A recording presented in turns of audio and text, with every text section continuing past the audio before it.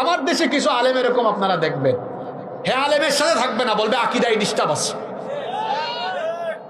এরকম আছে না? কিন্তু যারা কোরআন সুন্নাহর ধারে কাছেও নাই তাদের সাথে আবার বসবে।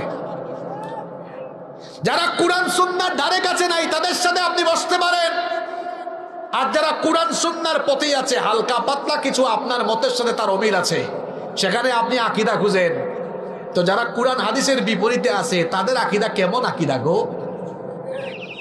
হ্যাঁ, আমার তো বুঝে আসে না। আপনি নবী করিম সাল্লাল্লাহু আলাইহি ওয়াসাল্লামের দাওয়াতের সেই সুস্পষ্ট পথ থেকে বিচ্ছিন্ন হয়ে খেয়ানতের পথ ধরেছেন। একজন আলেম চিনতে না পারলে এটা বড় খারাপ লাগে, দুঃখ লাগে। আলেম না চিনলেও জালেমরা আলেম চিনে।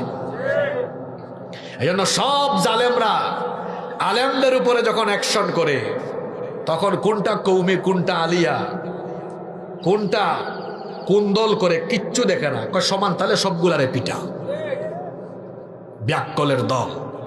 আমি ভাবছিলাম হাসিনা সব হুজুরদেরকে পিটাইয়া কিছু সোজা করছে, এখন দেখি কিছু হুজুরের তেল এখনো রয়েছে। এদের জন্য হাসিনা আবার দরকার। কথাটা আমি কষ্ট নিয়ে বলেছি। আমি ভাবছিলাম হাসিনা পিটাইয়া সবগুলারে সাইজ করছে, এখন অন্তত সব এক থাকবে, এখনো এক হয় না। এরা আরো কত পিঠা খাবে সামনে আল্লাহ ভালো জানে।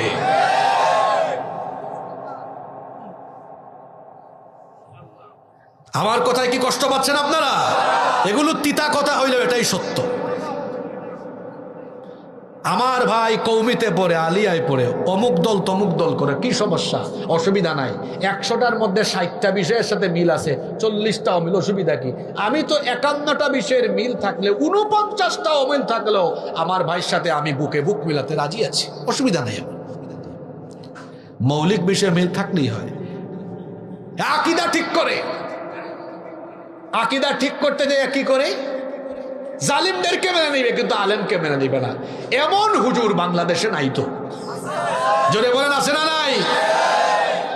এজন্য এই কথাটা দুঃখ নিয়ে বলেছি। ভাবছিলাম পিঠা সিটা খাইয়া ঠিক হইছে না, এখনো ঠিক হয় না, এদের আরো পিঠা খাইতে হবে।